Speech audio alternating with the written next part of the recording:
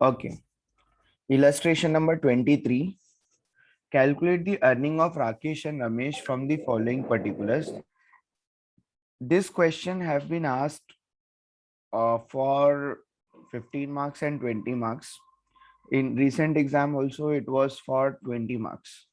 Okay, so if it is full-fledged question, if it is only cost, it will be for 10 marks. But if it is full-fledged question where you need to find out the earning also, you need to find out the cost also, then it will be for 20 marks. Okay. Calculate the earning of Rakesh and Ramesh from the following particulars for the month of March 2016 and allocate the labor cost to each job number 100 and job number 101. ठीक है. So here is the question which is divided into several parts. ठीक है, आपको cost भी मालूम करना है, आपको अर्निंग भी मालूम करना है, आपको जॉब्स में एलोकेट भी करना है. एलोकेट करना है मतलब उसने कितना, किस जॉब पे कितना काम किया है वो भी आपको पता करना है. ठीक है, कितना एक्सपेंसेस उसका किस जॉब पे हुआ है वो भी आपको एलोकेट करके बताना है. ठीक है, so this is one thing. So we will start with the earning part first.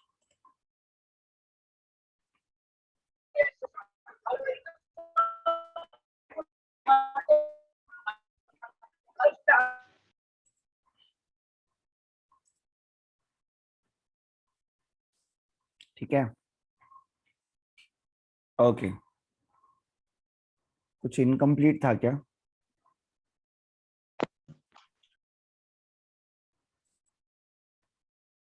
No problem. So labour, yes sir, okay. Something was incomplete.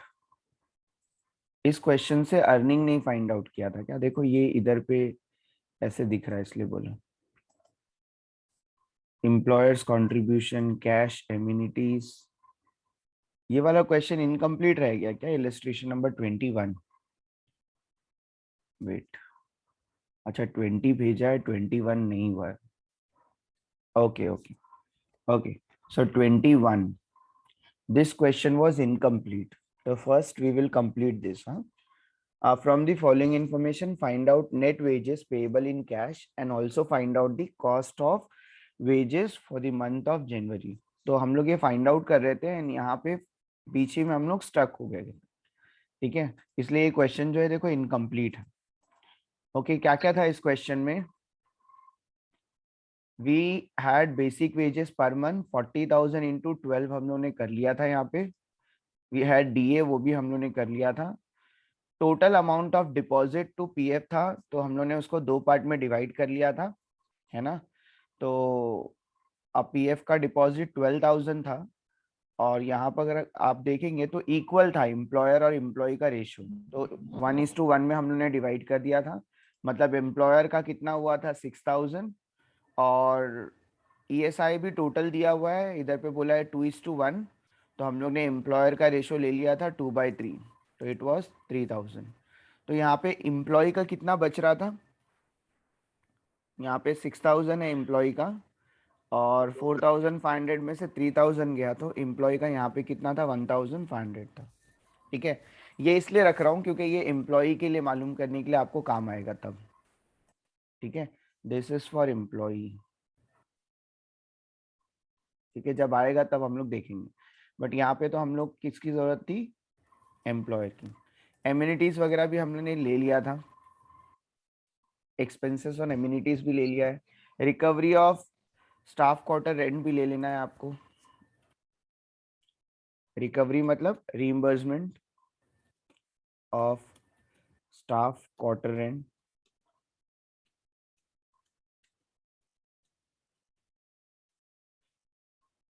3,000. Then we have recovery of previous supplies,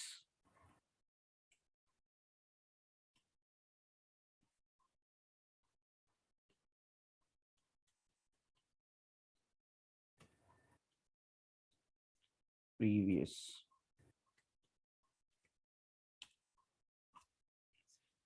कितना है? 2,500. ये सारी cost हम लोग ने ले लिया, ठीक है।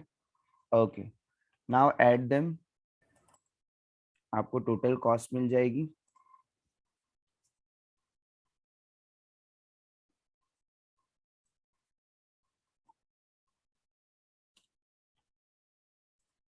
यस, करेक्ट है सफा, it is 10,26,500। Effective hourly rate भी, इफेक्टिव आवर्स भी दिया होगा वहां पर, या हमने फाइंड आउट किया होगा, या पूछा ही नहीं, आर्ली कॉस्ट पूछा ही नहीं, है ना, टोटल वेजेस ही बोला था, तो उसकी भी जरूरत आपको है नहीं। करेक्ट, मुस्कान वेरी गुड, सफा वेरी गुड। ओके, सो ये हो गया आपका, यहाँ पे पूछा ही नहीं आर्ली कॉस्ट, तो दिया भी नहीं, आर्स भी दिया नहीं क्वेश्चन में, तो मैं ये इतना डिलीट कर देता हूँ। सिर्फ इतना ही क्वेश्चन है आपका।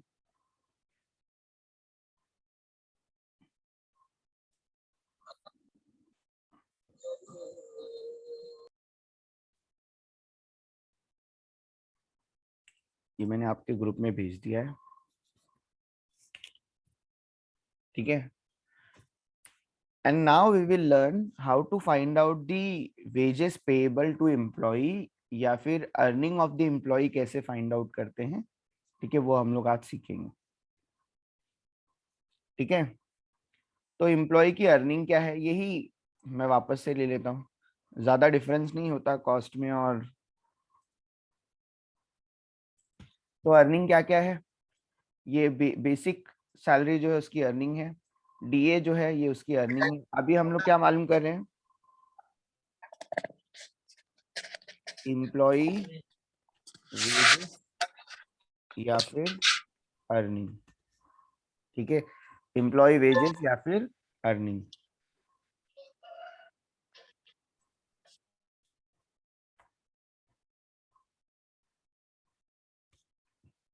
ठीक है, ओके, एम्प्लॉय वेजेस या फिर एम्प्लॉय अर्निंग हम लोग मालूम करेंगे।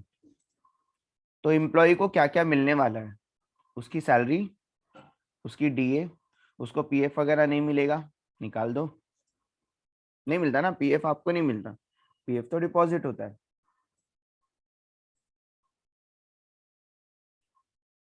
उसको ये मिलेगा क्या, एक्सपेंसेस एमिनिटीज मिलेगा क्या,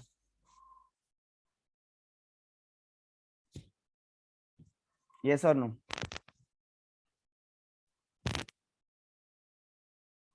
बोलो यस और नो। उसको एक्सपेंसेस ऑन एमिनिटीज मिलेगा क्या, नो, है ना। ये डिफरेंस मैंने आपको बताया था, ये कॉस्ट है एम्प्लॉयर के लिए। एमिनिटीज का मतलब क्या होता है, आपको यहाँ पर वो बेनिफिट्स देंगे, आपको फ्री में कार देंगे, फ्री में घर देंगे, है ना, but they are non cash, ठीक है, वो आपकी अर्निंग में नहीं आएगा। तो मैं ये भी आपका क्या कर देता हूँ, डिलीट कर देता हूँ। ये सब रिकवरी है, ये सब कैश में होगी, ठीक है। तो मैंने क्या क्या निकाल दिया है, एक तो पीएफ जो कि मेरा इनकम नहीं है, वो तो मेरा एक्सपेंस है ना, एम्प्लॉय के लिए क्या होता है, वो तो एक्सपेंस होता है, मेरी सैलरी से डिडक्ट होगा वो, ठीक है। जब तक के कॉस्ट मालूम कर रहे थे आपने ऐड किया था, अर्निंग के टाइम पे उसको ऐड नहीं करते, उल्टा क्या करना है, लेस करना है आपको, किसका शेयर, एम्प्लॉय का शेयर आपको लेस करना है। दूसरा, एक्सपेंसेस ऑन एम्यूनिटीज नहीं लेना है, वो कैश में नहीं मिलता, वो नॉन कैश, ठीक है। तो यहाँ पे नॉन कैश चीजें नहीं आएंगी, we are finding out earning. तो बाकी की सारी चीजें जैसी की तैसी थी वैसी मैंने रख दिया है, ठीक है। यहाँ पे लिखेंगे ग्रॉस अर्निंग या ग्रॉस वेजेस, जो भी लिखना चाहें आप लिख सकते हैं, ग्रॉस वेजेस या फिर अर्निंग। क्यों ग्रॉस है, अभी तक हमारा डिडक्शन नहीं हुआ है, किसका, एम्प्लॉय की सैलरी से जो जा रहा है, एम्प्लॉइज कंट्रीब्यूशन टू पीएफ और एम्प्लॉइज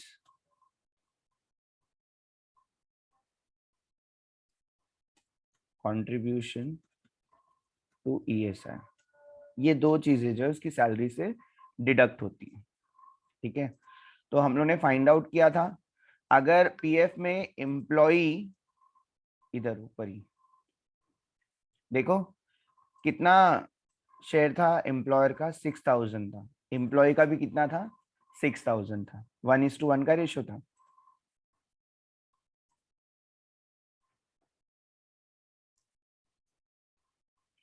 और ESI का एम्प्लॉयर का 2, एम्प्लॉय का 1 था, तो 2:1 में आ रहा था। ठीक है, ये टोटल डिडक्शन है जो कि एम्प्लॉय के वेजेस से होने वाली है। तो आपको मैंने बताया था कि एम्प्लॉयर का कंट्रीब्यूशन, एम्प्लॉयर का कंट्रीब्यूशन आपको ऐड करना है कॉस्ट मालूम करते वक्त, एम्प्लॉय का कंट्रीब्यूशन आपको लेस करना पड़ता है अर्निंग मालूम करते वक्त। ठीक है, तो ये दो डिफरेंस आप अच्छे से मतलब कर लेंगे तो आपके लिए बहुत इजी हो जाएगा, फिर कोई प्रॉब्लम नहीं होगा।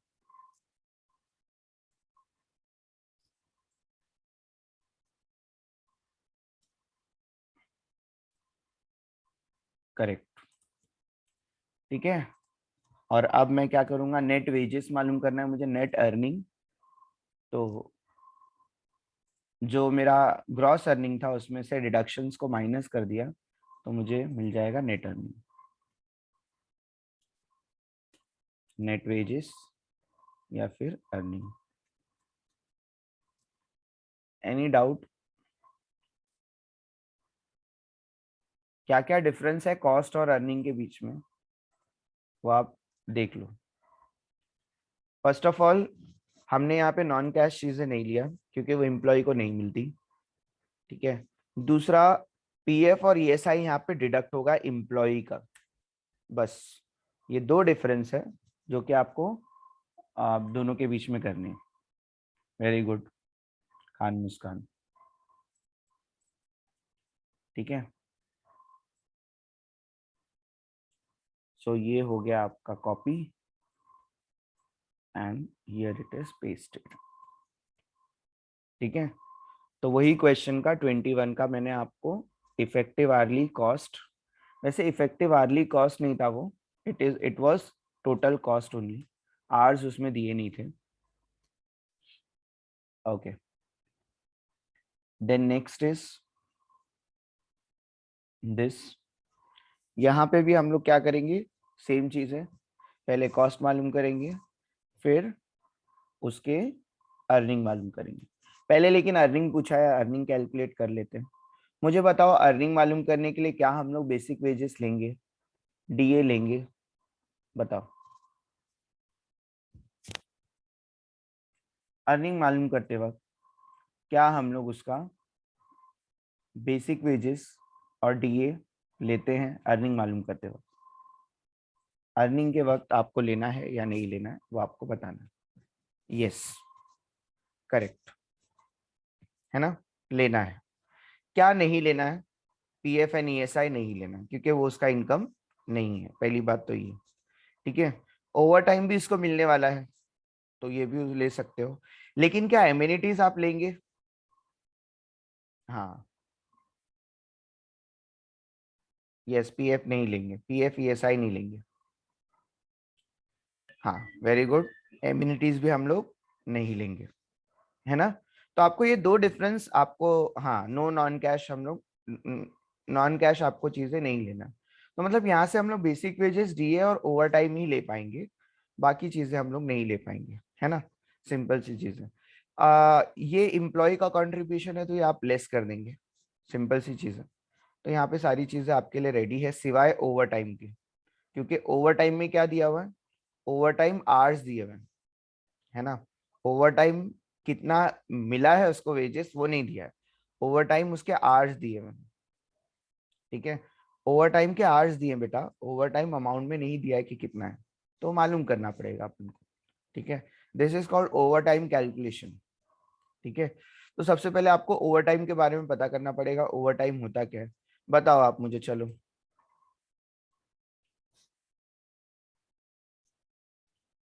फैक्ट्री एक्ट के बारे में बताओ आप मुझे, फैक्ट्री एक्ट का छोड़ो, ओवर टाइम क्या होता है वो बताओ।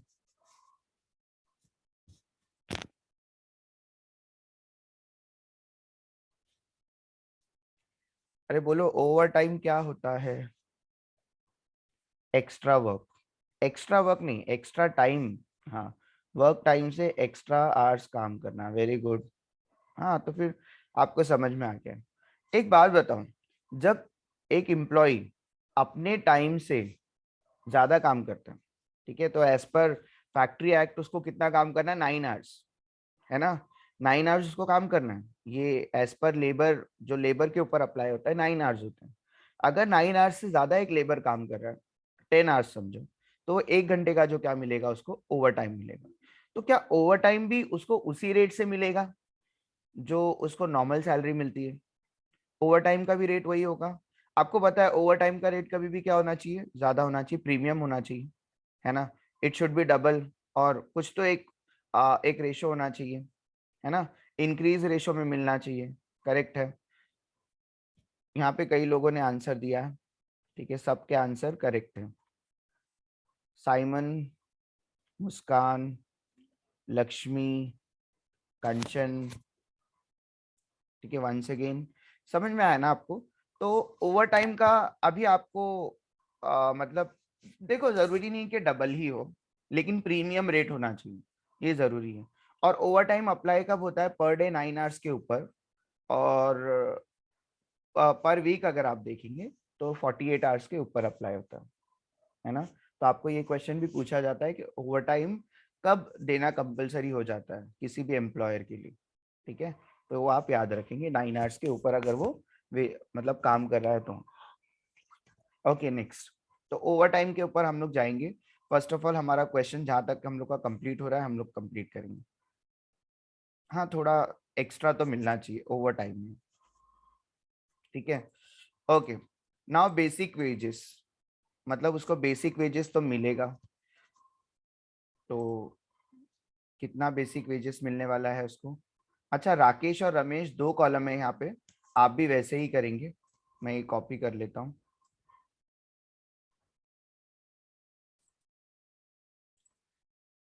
दो अगर एम्प्लॉय आपके पास है तो you will prepare 2 columns.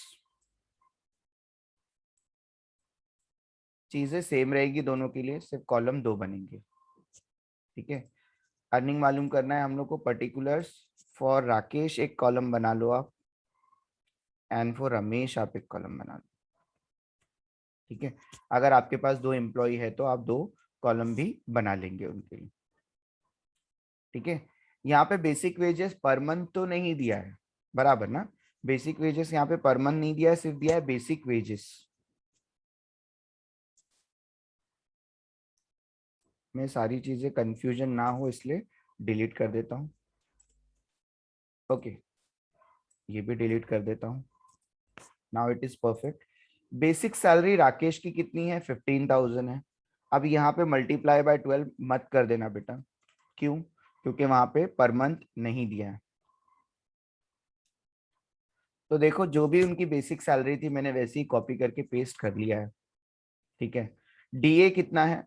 DA basic पे कैलकुलेट करने बोल रहा है, कितना परसेंट? 80%। तो कैलकुलेट करो कितना आएगा। राकेश का 12,000 आएगा। Very good. अलीमुन,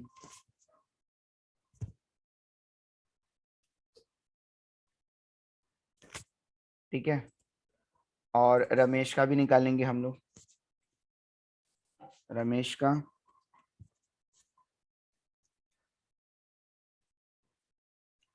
14,400, करेक्ट है। अलीमुन भी, सलमान, मुस्कान, करेक्ट हो आप लोग, ठीक है?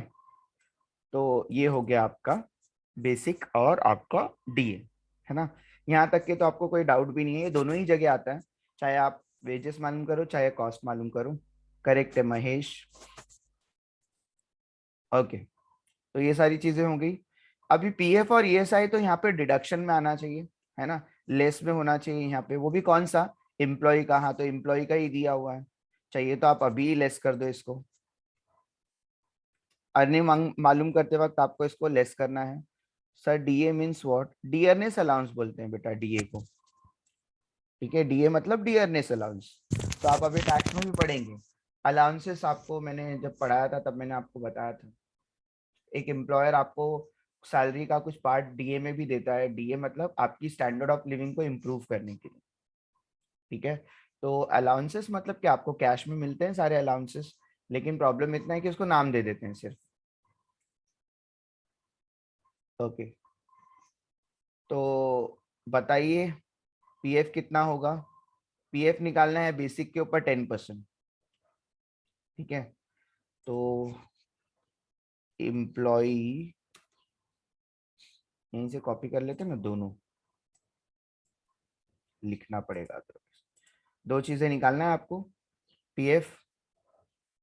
ओके, कितना होगा 10%, कितना होगा राकेश की बेसिक सैलरी का 10%।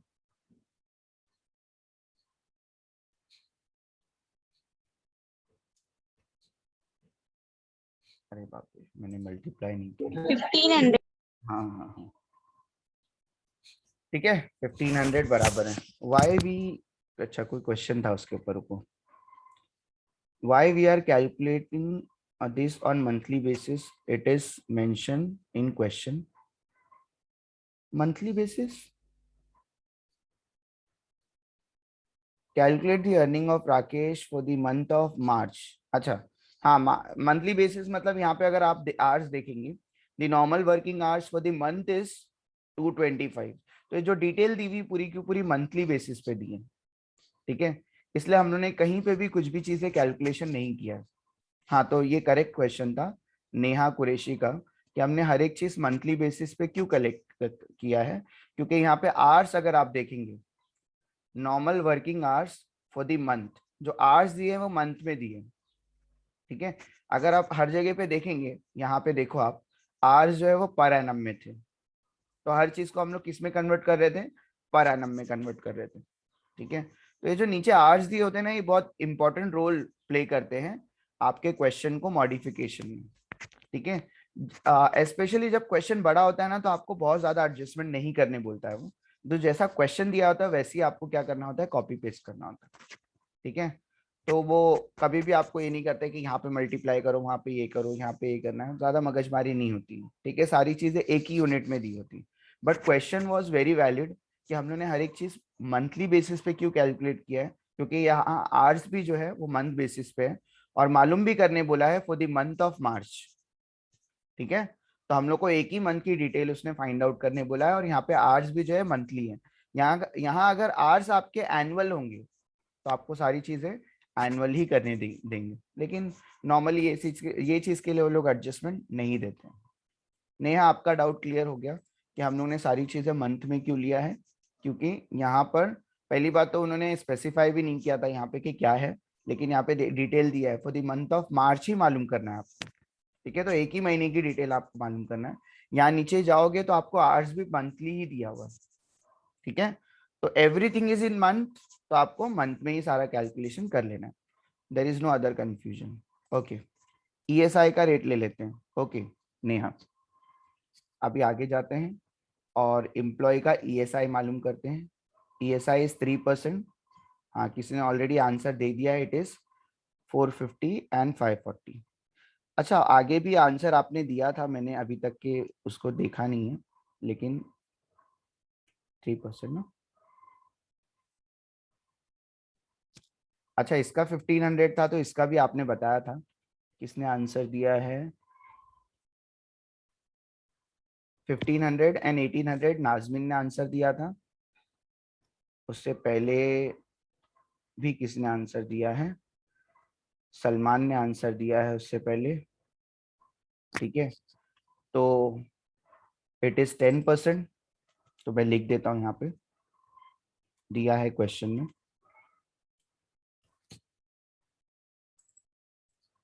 और ईएसआई इज 3%।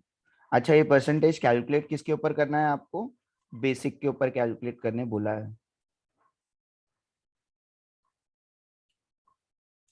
ठीक है बेटा।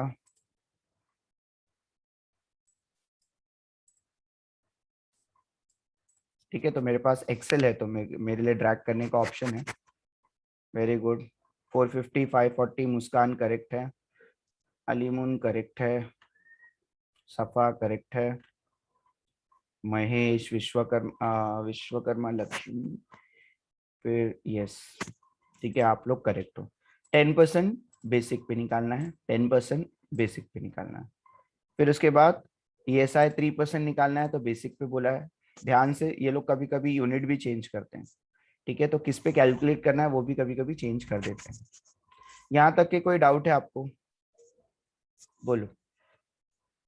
तो सिर्फ ओवर टाइम बच जाता है यहाँ पे, जो कि अभी तक हमने नहीं लिया हुआ है, ठीक है। ओवर टाइम का कैलकुलेशन करना पड़ेगा, बहुत ध्यान से आपको देखना है, पीछे कहीं पे अटक गए हो तो बता दो। Can we move? So once again explain contributions of ESI calculation. देखो, ESI का दिया है ना बेटा, यहाँ पर employ contribution on basic salary 10% है, इसका भी 10% है, तो हमने इसका भी 10% निकाल लिया, मतलब बेसिक का, ठीक है। बेसिक पे निकालना है, 10% ऑन बेसिक लिख देता हूँ मैं यहाँ पे, सो दैट कंफ्यूजन नहीं चाहिए। ऑन बेसिक बोला है, 3% भी बोला है ऑन बेसिक,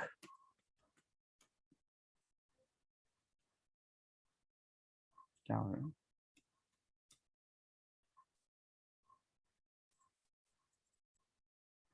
ऑन बेसिक, है ना, तो यहाँ पे कोई कंफ्यूजन नहीं चाहिए।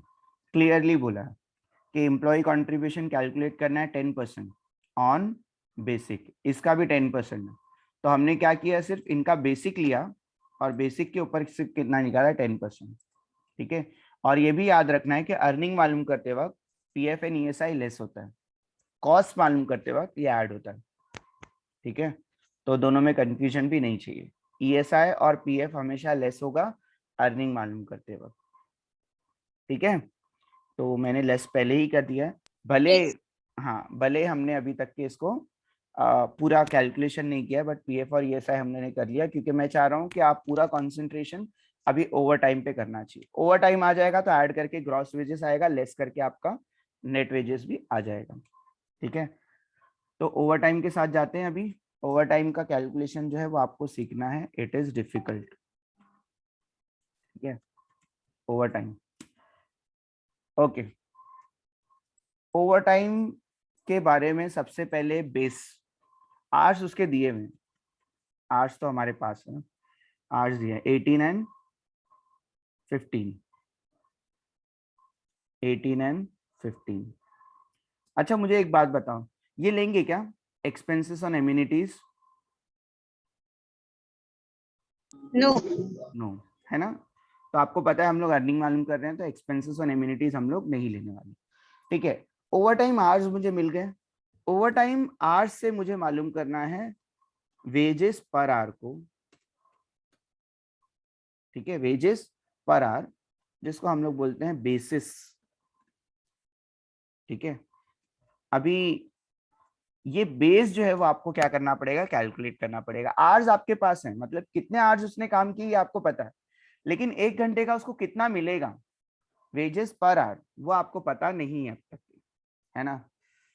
तो क्या बोल रहा है, overtime is paid at double the total of basic and DA, basic and DA का डबल, बेसिक एंड DA का डबल, है ना।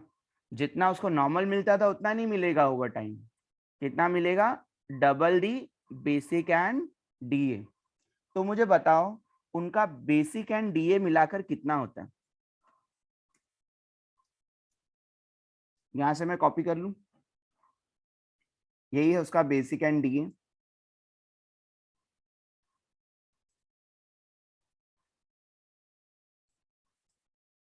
27. अच्छा, आपने कैलकुलेट किया क्या? किसने 2700 लिखा है, किसने 27K लिखा है, ठीक है। हाँ, टोटल कर लिया आप लोगों ने,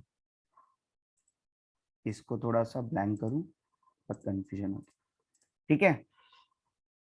अच्छा, नाउ सी, इसका कितना हो जाएगा, 27 हो जाएगा,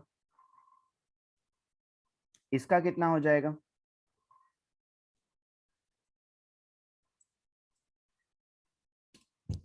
32 हो जाएगा, बराबर है। क्या बोला है, बेसिक और डीए का दोनों का डबल, तो डबल कितना होगा अब इनका, ये तो बेसिक एंड डीए हो गया, ठीक है, ये टोटल कर लिया मैंने इसका डबल करने बोला है ना, तो इंटू 2 करना पड़ेगा, करेक्ट है सलमान, इंटू 2 करो, ठीक है, 54,000 इसका हो गया, और इस 54,000. हाँ, और इसका कितना हो जाएगा 64,800, ठीक है, very good very good. Shankar Sahu very good, Khan Muskan, ठीक है। तो आपको समझ में आया, पहले तो बेसिस क्या है, बेसिक एंड डीए, उसका डबल कितना हो गया, तो इंटू 2, ट्रिपल बोलेगा तो इंटू 3 करना, 4 टाइम्स बोलेगा तो इंटू 4 करना, ठीक है। तो सबसे पहले बेसिस क्या है उसका, बेसिक एंड डीए, मैंने बेसिक एंड डीए उसका ले लिया है, ठीक है।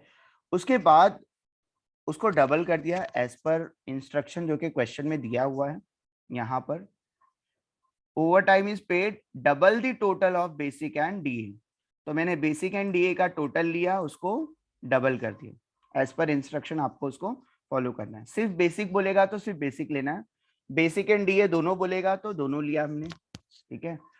अच्छा, अभी वेजेस पर आवर मालूम करो, तो टोटल आवर्स चाहिए,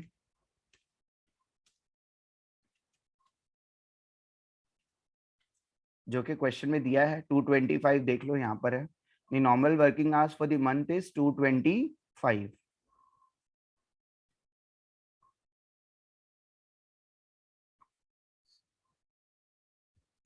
वेजेस पर आवर, यही चाहिए था हम लोग को, और आपको पता है पर आवर मालूम करने के लिए आवर से डिवाइड कर सकते हैं। मैं वापस से इसको एक्सप्लेन करूंगा आपको, इसका 240 आ रहा है और इसका 288 आ रहा है, ठीक है। 4320 फॉर राकेश, ठीक है। तो ये आप लोगों ने देख लिया क्या क्या किया हम लोगों ने। First of all total of basic and DA, तो बेसिक और डीए को टोटल कर लिया है, डबल कर लिया उसको, ठीक है। तो यहाँ पे लिख देता हूं मैं, double of basic and DA, ठीक है। और आर से मैंने उसको क्या कर दिया, डिवाइड कर दिए। सर कैसे, वन मोर, हाँ वही तो कर रहा हूँ। ये तो हो गया आपका टोटल, यहाँ तक के तो कोई डाउट नहीं था। और आपको क्या चाहिए, वेजेस पर आवर चाहिए, तो आपके आवर्स हमेशा क्वेश्चन में दिए होते हैं, आवर्स देख लो क्वेश्चन में है 225, तो मैंने 225 से डिवाइड कर दिया, आपको वेजेस पर आवर मिल गया। वेजेस मिल गया ना आपको, तो आवर्स से डिवाइड कर दो, आपको वेजेस पर आवर मिल जाएगा। अब आपको पता चल गया कि वेजेस पर आवर कितना होता है, वेजेस पर आवर कितना है, उसने कितने आवर्स काम किए हैं, उससे आप मल्टीप्लाई कर दो, आपको मिल जाएगा। तो ओवर टाइम यहाँ पर है, तो मैं सबसे पहले राकेश का मालूम करूंगा ओवर टाइम, हाँ सबसे पहले मैं राकेश का मालूम करता हूं कितना होगा। उसने कितने आवर्स काम किए, राकेश ने 18 आवर्स काम किए, मल्टीप्लाई बाय उसका वेजेस कितना है 240, डबल वाला, तो इसका हो जाएगा 4,000. Correct 18 into 240। तो यहाँ पे हम लोग देखेंगे कौन लोगों ने, सबसे पहले महेश ने इसका आंसर करेक्ट दे दिया था ऑलरेडी, ठीक है, हाँ महेश ने इसका आंसर करेक्ट दिया है। अभी रमेश का भी कैलकुलेट कर लेंगे हम लोग। रमेश ने कितने आवर्स काम किए हैं, 15 आवर्स काम किया है रमेश ने, प्लस मतलब इनटू उसके आवर्स कितने हैं, उसके वेजेस कितना है 288,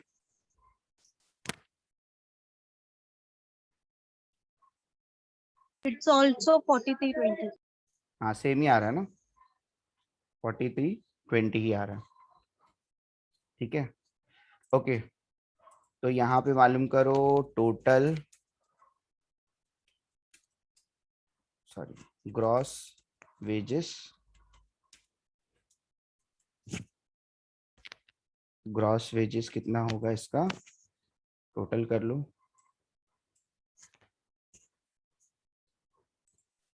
दोनों जगह मैंने टोटल कर लिया है, और ये लेस कर दो इनका, तो यहाँ पे मिल जाएगा आपको नेट वेजेस।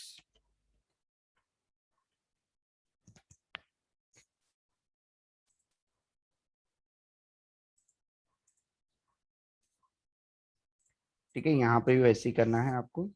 ये आपका ग्रॉस वेजेस है, यहाँ से आपको लेस कर देना है,